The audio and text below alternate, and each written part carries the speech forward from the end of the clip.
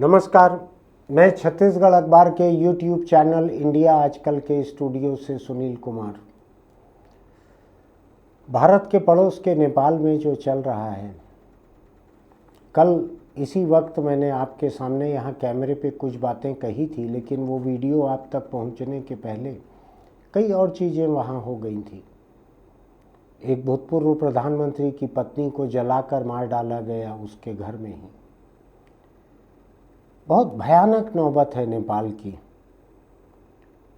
और दो तीन अलग अलग चीज़ें आ रही हैं। मेरे पास कोई जानकारी पे कहने के लिए कुछ नहीं है। जितना मुझको कहना है वो जानकारी जुबानी याद है, तो मैंने लैपटॉप अभी खोला नहीं है अपना, कोई जानकारी देखकर कहना नहीं है, लेकिन कुछ बातें ज़रूर कहनी है। लोग भारत में कुछ बातें कर रहे हैं कि भारत को इससे नसीहत लेना चाहिए। मैंने भी कल लिखा है और कहा है कि दुनिया के तमाम देशों को इससे नसीहत लेना चाहिए, भारत के अकेले के लिए नहीं कहा है मैंने। एक लेख मुझको आज सुबह मिला है जिसके बारे में मैंने अखबार में एडिटोरियल लिखा है। वो लेख कहता है कि सोशल मीडिया कंपनियों ने अपने एल्गोरिदम में ऐसे फेरबदल किए जिससे नेपाल में भड़काने वाले, उकसाने वाले पोस्ट ज़्यादा पहुँचे। नौजवान पीढ़ी जो कि सोशल मीडिया का ज़्यादा इस्तेमाल करती है वो उससे भड़क गई, और नेपाल के जो लोग दूसरे देशों में बसे हुए हैं उनकी भी ऐसी बातों को बढ़ावा दिया सोशल मीडिया ने। जो मेरे पास आया है उस पर लिखा है मैंने, लेकिन मैं 4 लाइन में आपको बताना चाहता हूँ। उस लेखक का नाम नहीं है, लेकिन उसका ये अंदाज है कि श्रीलंका में 2022 में, बांग्लादेश में 2024 में, और नेपाल में अभी 2 दिन पहले जो बगावत हुई है, क्रांति हुई है, सत्ता पलट हुआ है, जिस नज़रिए से भी आप देखें, उसके पीछे इसी तरह के एल्गोरिदम का इस्तेमाल किया गया और इन जगहों को प्रयोगशालाओं की तरह इस्तेमाल किया गया है। थोड़ा दूर की कौड़ी है ये, थोड़ा जैसे जिसको चंडू खाने की बात कहते हैं कि नशा करने के बाद किसी ने कल्पना की हो ऐसा, लेकिन ऐसा होता है कई जगह। मैं अभी उस पर नहीं जा रहा हूँ। मैं कहता हूँ ऐसा हुआ भी होगा तो नेपाल में लोगों में बेचैनी थी महीनों से, बरसों से। लगातार देखते आ रहे थे कि सरकारें जो हैं वो किस कदर भ्रष्ट हैं। सरकार में बैठे हुए लोग अपने भले के लिए कानून बना देते थे। लोग बेरोजगार हैं, उनके पास कोई काम नहीं बचा है, अर्थव्यवस्था चौपट हो चुकी है, लोगों में गरीबी बहुत है, आगे एक अंधेरी सुरंग दिखती है जिसके अंत में कोई रोशनी भी नहीं दिखती। और वैसे में नेता जो हैं अपने आल औलाद को विदेश पढ़ने भेज रहे हैं। उनकी आल औलाद जो है अपने रईसी के और दुनिया घूमने के और महंगे सामान इस्तेमाल के वीडियो बना बना कर अपने सोशल मीडिया पर डाल रही है। तो ये उस कुनबा परस्ती, उस भ्रष्टाचार और उस रईसी के खिलाफ ये रिवोल्ट हुआ है। मैं दुनिया के दूसरे देशों में नेपाल की तरह के किसी सत्ता पलट और बगावत की बात नहीं कर रहा हूँ, लेकिन जहाँ कहीं लोकतांत्रिक तरीके से चुनाव होकर भी सत्ता पलट होती है, हिंदुस्तान है जैसे, यहाँ देश में प्रदेश में चुनाव होते हैं। अब वोट चोरी होता है कि नहीं, मैं भी उसको अलग रख रहा हूँ उस बात को। चुनाव होते हैं, सत्ता पलटती है, यहाँ पर कई प्रदेशों में अलग अलग पार्टियों की सरकारें आती हैं। क्यों लोग पलटाते हैं किसी कैंडिडेट को, किसी बड़े नेता को हरा देते हैं, किसी पार्टी को हरा देते हैं, क्यों करते हैं ऐसा? तो मुझको लगता है कि नेता रातों रात जितने रईस हो जाते हैं, उनकी आल औलाद रातों रात जितनी बड़ी बड़ी इमारतें बना लेती हैं, बड़ी बड़ी कॉलोनियाँ बना लेती हैं, बड़े बड़े कारखाने लगा लेती हैं, बड़ी बड़ी कंपनियां बनाती हैं जिनमें रॉकेट की स्पीड से उनका टर्नओवर और उनकी कमाई, बढ़ते हैं, लोग देखते हैं इसको। तो मुझको ऐसा लगता है कि शान शौकत, दिखावा, फिजूल खर्ची, रईसी का दिखावा, इसको भी जनता देखती है। कई नेता इसके बावजूद जीत जाते हैं, इसलिए जीत जाते हैं कि वो 40 लाख के चुनाव पे 40 करोड़ खर्च कर देते हैं। चुनाव आयोग 40 लाख की लिमिट बांध कर रखता है, वो 40 करोड़ खर्च कर देते हैं। बिक जाते हैं बहुत सारे लोग, बहुत सारे वोटर बिक जाते हैं और जीत जाते हैं ऐसे लोग, भ्रष्ट लोग, दुष्ट लोग, जिनको धार्मिक भाषा में पापी कहा जाता है। मैं पाप पुण्य की धारणा पे भरोसा नहीं करता। ऐसे लोगों को क्या नेपाल से कोई सबक लेना चाहिए? मैं देश की या प्रदेश की सत्ता पलट की बात नहीं कर रहा हूँ। हिंदुस्तान अलग किस्म का देश है, बहुत बड़ा है, बहुत विविधता है। यहाँ कोई बगावत क्रांति नहीं होना है, लेकिन सत्ता पलट हो सकता है। किसी एक कैंडिडेट की सत्ता जो चले आ रहा है 3 पीढ़ी से वहीं पे है वो लोग का बीज, उसकी सत्ता पलट सकती है। कोई बड़े ओहदे पे बैठा हुआ है, चुनाव में वो हार सकता है या हार सकती है। इसके पीछे उसकी कुनबा परस्ती और उसके फिजूल खर्ची का और ऐशो आराम का जो दिखावा है, क्या इसका कुछ हाथ हो सकता है? क्या इसका कुछ हाथ हो सकता है कि आपने देश की जनता को कांवड़ दिया है? अच्छी चीज़ है कांवड़, जिसकी आस्था है उसके लिए अच्छी चीज़ है। देश की जनता को आपने कांवड़ दी है, झंडा डंडा दिया है, अपने बच्चों को अमेरिका और यूरोप के बड़े बड़े विश्वविद्यालय दिए हैं, बड़े बड़े कारखाने बना के दिए हैं अपने बच्चों को। बहुत सारे लोगों की ऐसी लिस्ट आती है, मैं नामों पे जाना नहीं चाहता हूँ। आज मैं एक बुनियादी बात कर रहा हूँ कि क्या जनता के पैसों पर जो राजनीति करते हैं, जनता के बीच से उठ के आते हैं, रातों रात आसमान पे पहुँच जाते हैं, हर 5 बरस के चुनाव में जिनकी 5 मंजिला जुड़ जाती है इमारत, 5 कॉलोनियाँ बन जाती है, 5 अपार्टमेंट आ जाते हैं, क्या जनता ऐसे लोगों को चुनाव में निपटाती है? मैं नेपाल की तरह निपटाने की बात बिल्कुल नहीं कर रहा हूँ, मैं हिंसा के खिलाफ हूँ। मैं बांग्लादेश की तरह निपटाने की बात भी नहीं कर रहा हूँ, मैं श्रीलंका की तरह निपटाने की बात भी नहीं कर रहा हूँ। लेकिन लोकतंत्र में, चुनाव में तो लोग निपटा सकते हैं ना। तो क्या भारत में लोग निपटाते हैं? अगर नेताओं की आल औलाद अगर इसी तरह की हरकत करे, अगर अपनी रील डाले, और रील की भी ज़रूरत नहीं रहती है, जो बड़ी बड़ी करोड़ों की कारों में जो लोग चलते हैं, करोड़ों की कार हैं, कई लोगों को अंदाज भी नहीं होगा कि कारें करोड़ों की भी आती हैं, हिंदुस्तान में लोग चलाते हैं सड़कों पर।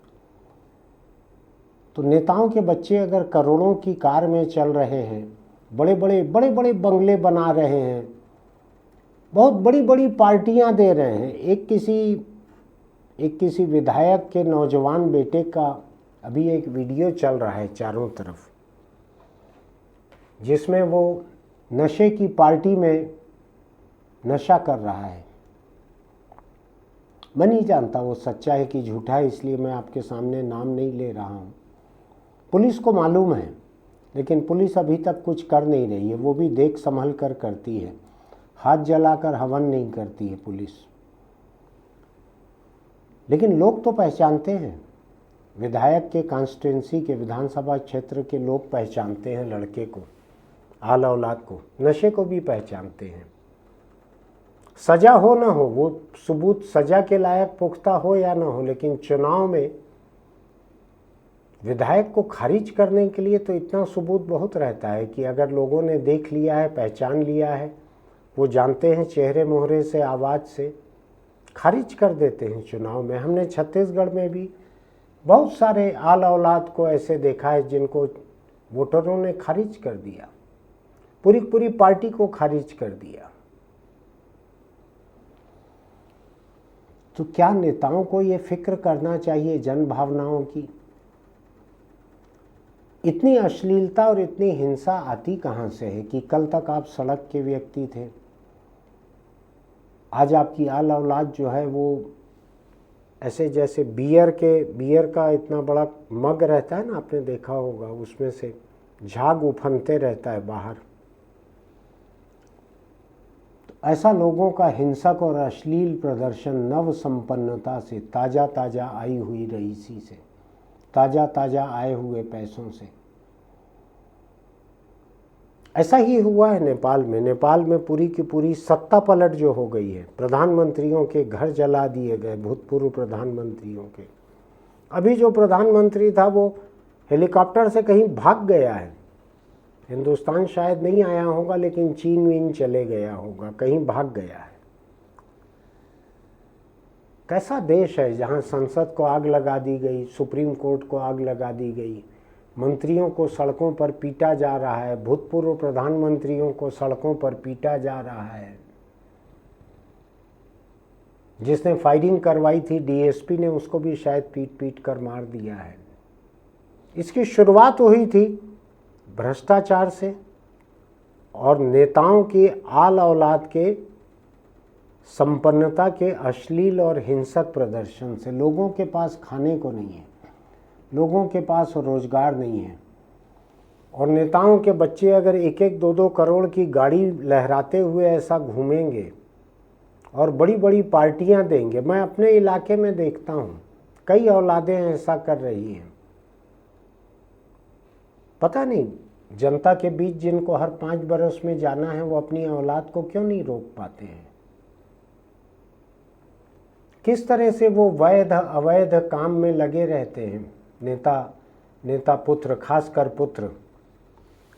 ऐसी एक नेता पुत्र का आ रहा है कि अभी छत्तीसगढ़ में एकदम एक सनसनी फैली हुई है। एक कोई खूबसूरत सी लड़की नशे के धंधे में पकड़ाई है, उसके साथ कई नेताओं के नाम, कई अफसरों के नाम जुड़ गए हैं। उसके मोबाइल फ़ोन पे चैट थी, कॉल डिटेल्स थे, फ़ोटो आवाजाही थी, उसके साथ गोवा घूमने जाते थे लोग, जाते होंगे, मुझको कोई आपत्ति नहीं है उसमें, लेकिन नशे के कारोबार में थी। और ऐसे नशे के कारोबारी लड़की के साथ में एक नेता पुत्र जो है उसका घरोबा दिख रहा है और संपन्नता दिख रही है, महंगी महंगी पार्टियां दिख रही है। जब आप इतनी महंगी महंगी पार्टी करते हैं तो लोगों को लगता है कि ये पैसा आया कहाँ से, और लोग भ्रष्टाचार की खबरें अखबारों में पढ़ लेते हैं। आती है, बहुत सारे नेताओं के बारे में भ्रष्टाचार की खबरें आती है, कई सत्तारूढ़ नेताओं के बारे में आती है, और बहुत सी पिछली सरकारों के नेताओं के, अफसरों के बारे में भी आती है। अभी तो छत्तीसगढ़ 5 साल की कांग्रेस की भूपेश बघेल सरकार के भ्रष्टाचार की खबरों से, मैं नहीं जानता उसमें कुछ भी सच्चाई है या नहीं है, हो सकता है सब झूठ हो पूरे का पूरा।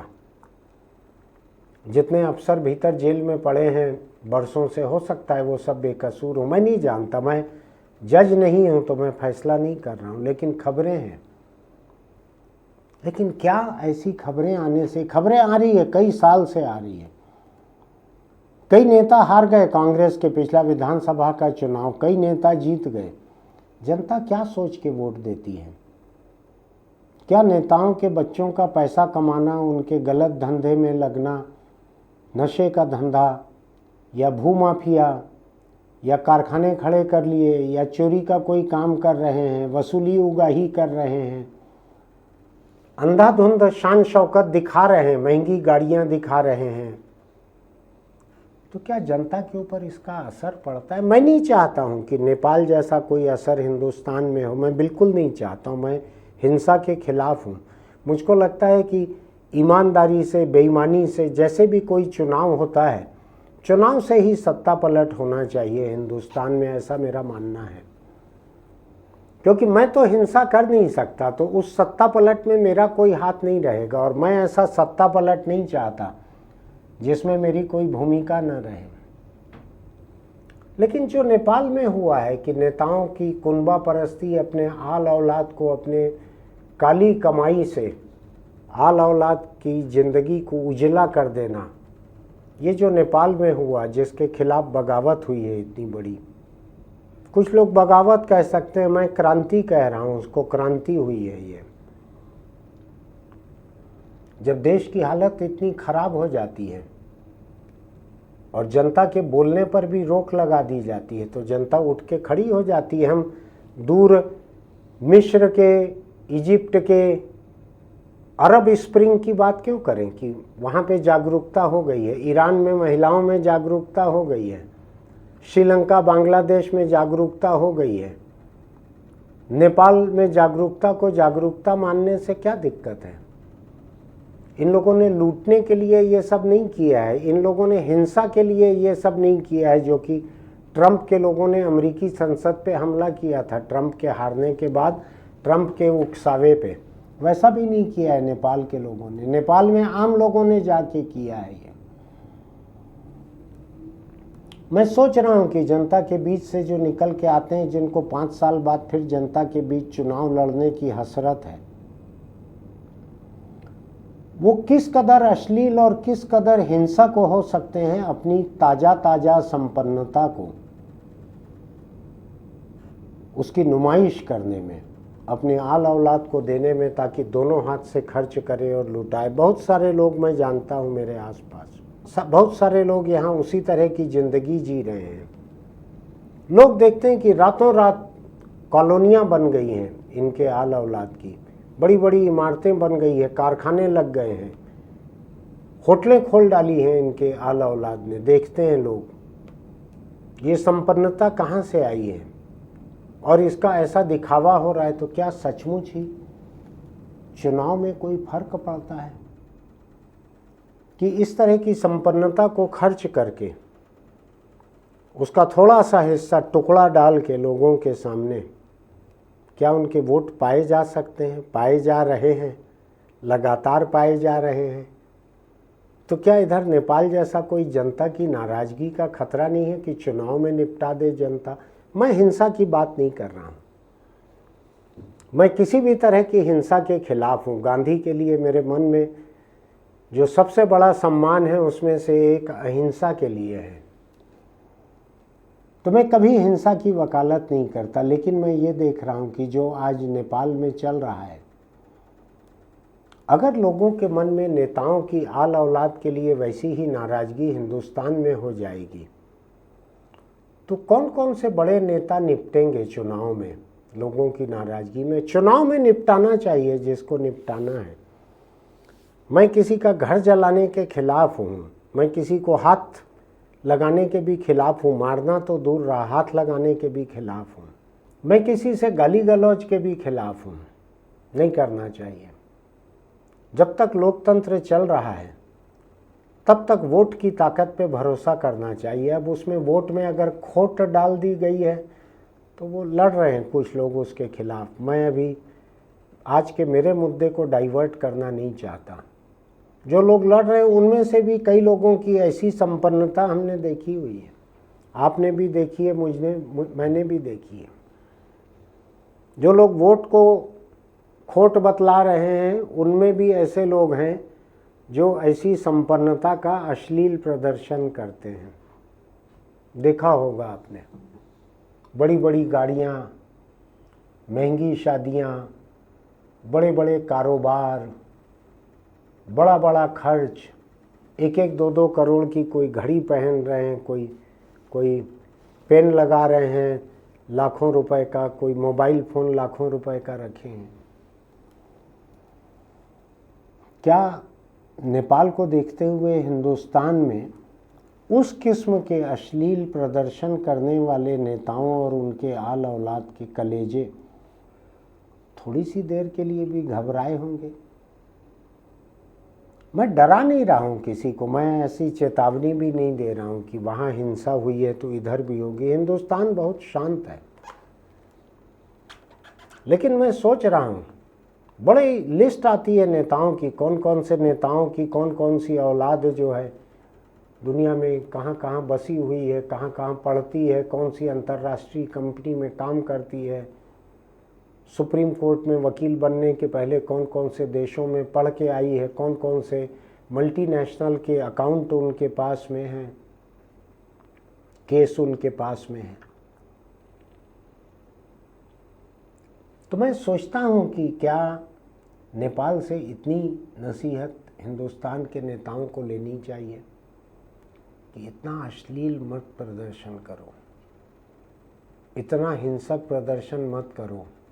लोग गरीब हैं हिंदुस्तान के, तभी तो कितना 80 करोड़ लोगों को 5 किलो राशन हर महीने बिना भुगतान मिलता है। उससे 80 करोड़ में से अधिकतर लोगों का पेट उसकी वजह से 2 वक्त भरता है।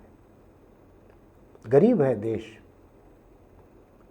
मैं किसी सरकारी दफ्तर, कोर्ट कचहरी, अस्पताल जाने की जब नौबत आती है, देखता हूँ बहुत बेबस और बहुत गरीब हैं लोग।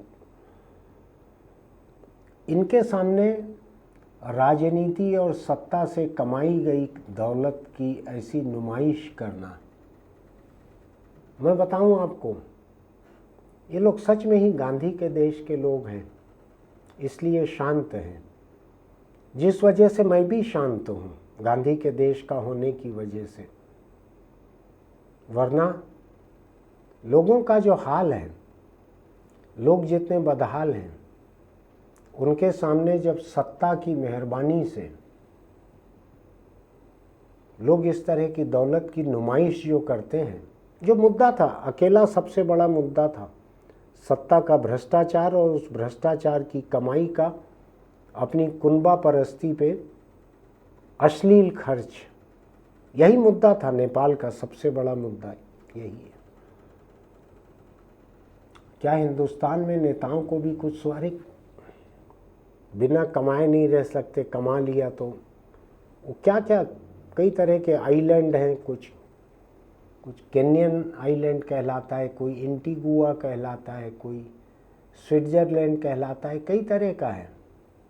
दुबई में भी कुछ पैसा रहता है लोगों का, उधर रख दो। इधर फिर भी एक सीधा साधा कुर्ता पहन के चलो लोगों के बीच में, अपने आल औलाद को कहो कि छोटी गाड़ी चलाएं।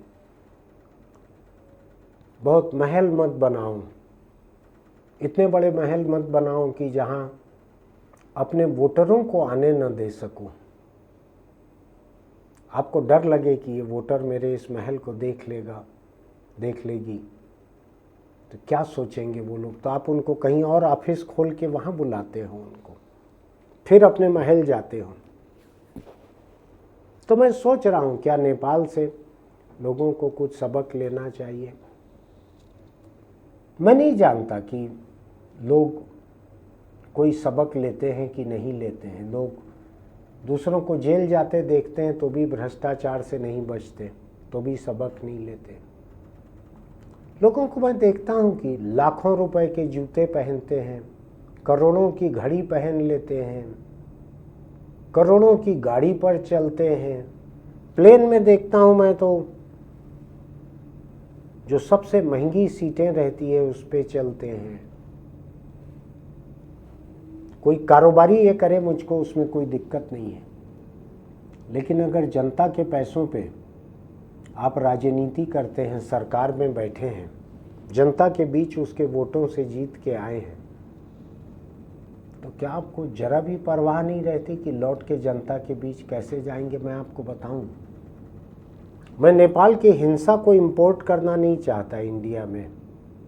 मैं अपनी आखिरी सांस तक हिंसा के खिलाफ रहूंगा, लेकिन क्या वो जागरूकता इंडिया में आ सकती है किसी और के इंपोर्ट किए हुए? मैं लेके नहीं आऊँगा, मैं नेपाल गया भी नहीं हूँ। कोई और अगर उस जागरूकता को ले आए यहाँ पे, आप सोच के देखिएगा थोड़ा सा, कोई और अगर नेपाल की उस जागरूकता को यहाँ ले आए और नेता जिस तरह से अपनी आल औलाद को रईसी की जिंदगी दे रहे हैं और जिस तरह से भ्रष्टाचार कर रहे हैं, ये दोनों चीज़ हिंदुस्तान में भरपूर हो रही है। मैं सोच रहा हूँ अगर वहाँ से जागरूकता यहाँ आ जाए। मैं लपट, चिंगारी, मशाल इसको लाने के खिलाफ हूँ। बार बार इसलिए कह रहा हूँ कि मेरी बात सुन के कुछ लोगों को ये न लगे कि मैं लोगों को हिंसा के लिए उकसा रहा हूँ। इन सबको सरहद पे रोक दो, आगजनी के सब सामान वहाँ रोक दो, हिंसा को वहाँ रोक दो। लेकिन क्या जागरूकता भी नहीं आना चाहिए हिंदुस्तान में? क्या अपने कुनबे के लिए पूरा एक साम्राज्य खड़ा कर देने वाले लोग अगर 25-50 करोड़ खर्च करते हैं चुनाव पे, तो क्या उनका सचमुच जीत जाना चाहिए? क्या ये उनके वोटरों के लिए धिक्कार नहीं है? अभी 2 दिन पहले ही मैं कुछ लोगों के साथ बैठा था और हम लोग बात कर रहे थे कि कुछ बड़े नेता किस किस तरह का भ्रष्टाचार चुनाव में करते हैं, किस किस तरह का नाजायज खर्च करते हैं और जीत के आ जाते हैं और बड़े नेता बने रहते हैं, सत्ता पे भी आ जाते हैं, ताकत में आ जाते हैं, ओहदा पा जाते हैं, खर्च उनके अंधाधुंध रहते हैं। मैं सोच रहा हूँ कि क्या नेपाल की इधर आपको अगर ध्यान हो या ना हो तो नेपाल और इंडिया के बीच वीज़ा नहीं लगता है। तो बिना वीज़ा के अगर वो जागरूकता इधर आ गई, आप समझ रहे हैं ना, हिंसा नहीं चाहता, हिंसा वहीं रहे। अगर वो जागरूकता यहाँ आ गई कि भ्रष्ट नेताओं और उनकी आल औलाद के खिलाफ अगर आवाम उठ के खड़ी हो गई, और आपको मालूम है नेपाल और भारत के बीच की सरहद जो है वो बहुत सुरक्षित नहीं है, कोई कंटीले तारों वाली नहीं है। आपको ध्यान है एक भौजी थी वो पाकिस्तान की, क्या नाम था उसका, कुछ सीमा हैदर जैसा कुछ नाम था, वो 3-4 बच्चों को लेके अपने एक ऑनलाइन आशिक के पास हिंदुस्तान आ गई थी। वो पाकिस्तान से नेपाल चली गई, नेपाल से बिना कोई कागजात, बिना पासपोर्ट वीज़ा दिखाए वो इधर दिल्ली तक आ गई और इधर अपने आशिक के साथ घर बसा के रहने लगी है। तो नेपाल और इंडिया के बीच आवाजाही बड़ी आसान है। तो अगर वहाँ की जागरूकता अगर यहाँ आ गई तो आप हिंदुस्तान के वोटर होंगे, ऐसी बड़ी गुंजाइश है। और अगर कम उम्र में आपने मेरी बातों को सुनना शुरू किया है तो भी आप आगे चल के वोटर होंगे, ऐसा मेरा मानना है। तो अगर वो जागरूकता यहाँ आ गई, नेताओं की हिंसक कमाई और उनके कुनबे के अश्लील प्रदर्शन, इसके खिलाफ अगर जागरूकता नेपाल से यहाँ आ गई तो क्या होगा? मैं लपट चिंगारी, हिंसा, तोड़फोड़, आगजनी के खिलाफ हूँ। वो वहीं रहे, वहाँ भी न रहे। सोच के देखिएगा, अपने आसपास के लोगों को सोच के देखिएगा कि अगर जनता जागरूक हो जाएगी तो चुनाव में किसको किसको निपटाएगी, और निपटाना चाहिए कि नहीं निपटाना चाहिए ये भी सोचिएगा। मैं यहाँ पे आपको उकसाना और भड़काना चाहूँगा, हिंसा के लिए नहीं, चुनाव के लिए।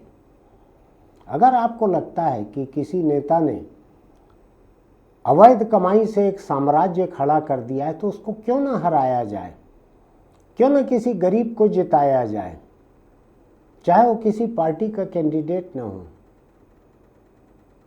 क्यों ऐसी हिंसक कमाई करने वाले लोगों को, जो गरीब जनता के मुंह पे तमाचा है, थूक देना है गरीब जनता के मुंह पर 5 किलो राशन उसको देकर।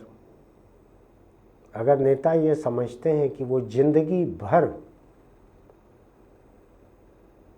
उसके दम पर अवैध कमाई का सिलसिला चला सकते हैं और अगले कई जन्म के लिए संभाल के रख सकते हैं, तो इनको जवाब क्यों नहीं देना चाहिए जनता को? जो मुद्दा है नेपाल का, मुद्दे को समझिए, तरीके को मत समझिए। मैं तरीके के खिलाफ हूँ, मैं गांधीवादी व्यक्ति हूँ, तो मैं हिंसा के खिलाफ हूँ। लेकिन सोच के देखिएगा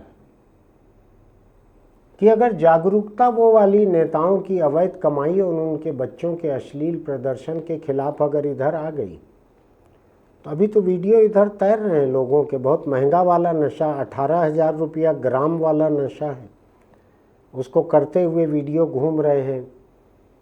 कई तरह के वीडियो घूम रहे हैं, मैं उस पर जाना नहीं चाहता हूँ।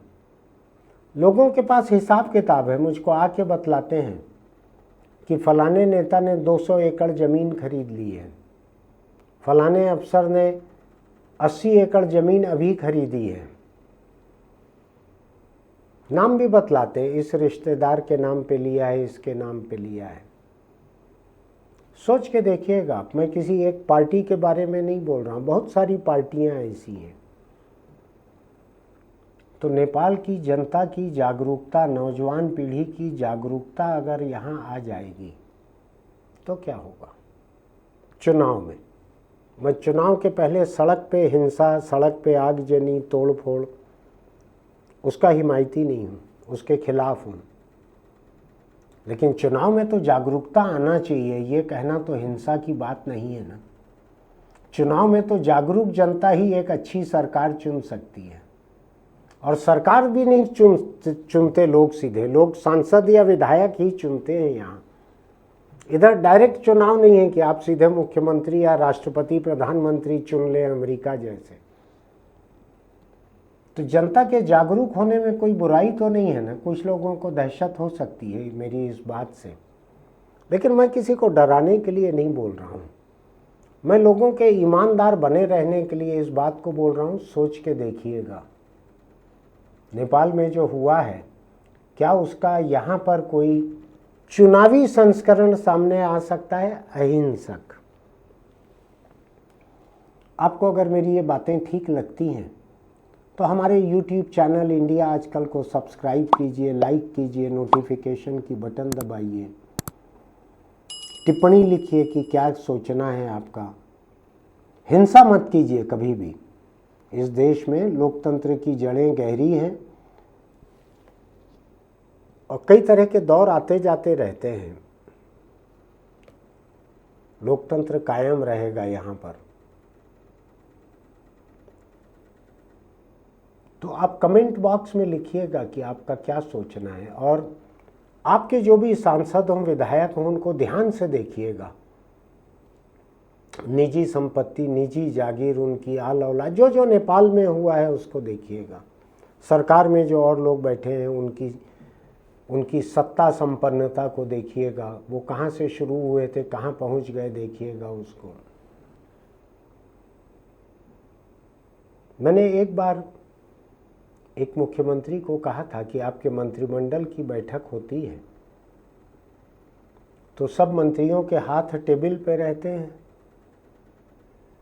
तो उनकी घड़ियों का अंदाज लगाइएगा कितने की है। नहीं लगाया उन्होंने कभी। चलिए फिर मिलेंगे। चलते चलते छोटी सी नसीहत, हिंसा कभी मत कीजिएगा, लोकतंत्र पे भरोसा रखिएगा, किसी के भ्रष्टाचार को अनदेखा मत कीजिएगा, किसी के भ्रष्टाचार के पैसे पर अपना वोट मत बेचिएगा। आज की नसीहत बस इतनी ही। फिर मिलेंगे।